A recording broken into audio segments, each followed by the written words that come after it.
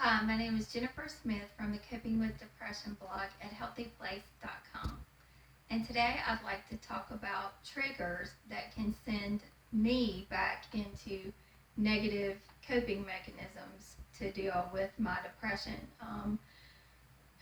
I know what the coping mechanisms are that I should be using. I have therapy, so I know what's healthy and what isn't. But, sometimes with depression, it's easier to fall back into those negative habits. And it gets even easier to do that when I have, excuse me, when I have certain triggers take place. One of those triggers that I've been dealing with lately is I have put on some weight. When that happens, it really fuels those negative thoughts in my mind, and I start to feel like it doesn't really matter whether or not I eat healthy, doesn't matter if I exercise.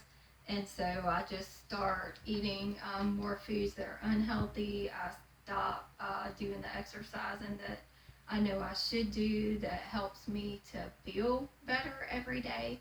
Because I do find that when I eat healthy foods and when I exercise, it does help me to be in a better, frame of mind. So that is one thing that I've noticed lately is that I have allowed that to put me back into those negative coping mechanisms of just wanting to sit around, scroll through social media, not be active, and just sit there and let this weight I put on fuel negative thoughts about myself, which is ridiculous because our weight should never determine our worth. And so I need to move past that. But those of you with depression know that if you find just one thing about yourself that you don't feel good about, that it fuels those negative thoughts. So that's one of the triggers that I'm dealing with right now. Another trigger I have is things that people say. Sometimes these things are not intentional, but they'll hurt anyway. And other times they are intentional. People just say things that seems like just to hurt you, and they do it on purpose.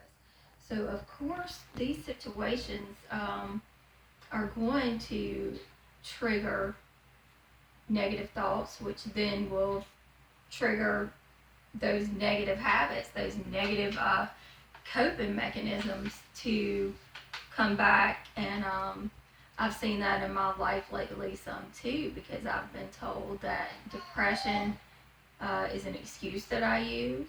I've been told I use it to get attention. And I'm sure many of you have heard that too. And if you hear that enough, you internalize that, and that's just made me close in also, not want to talk to people who are my friends, not want to get to meet new people, not want to go out anymore. And again, I just have this chair I sit in when I start doing these negative habits again. And I just, like I said, scroll through Instagram, Facebook, disconnect.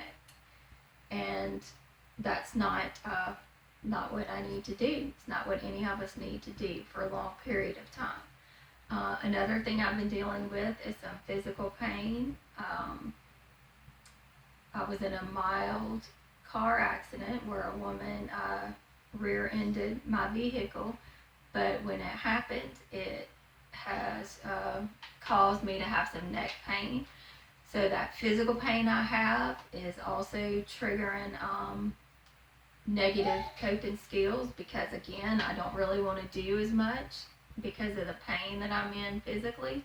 And so that makes my depression even worse, because I sit around and think, okay, well, I already have depression. Now I have this physical pain. I can't do anything. All I can do is sit here, worthless, all those thoughts. So when, again, you have negative thoughts, it's very easy to slip into those negative coping mechanisms. Um, Finally, I've been dealing with some friends some who just faded away over time when my daughter, her significant and severe special needs became evident.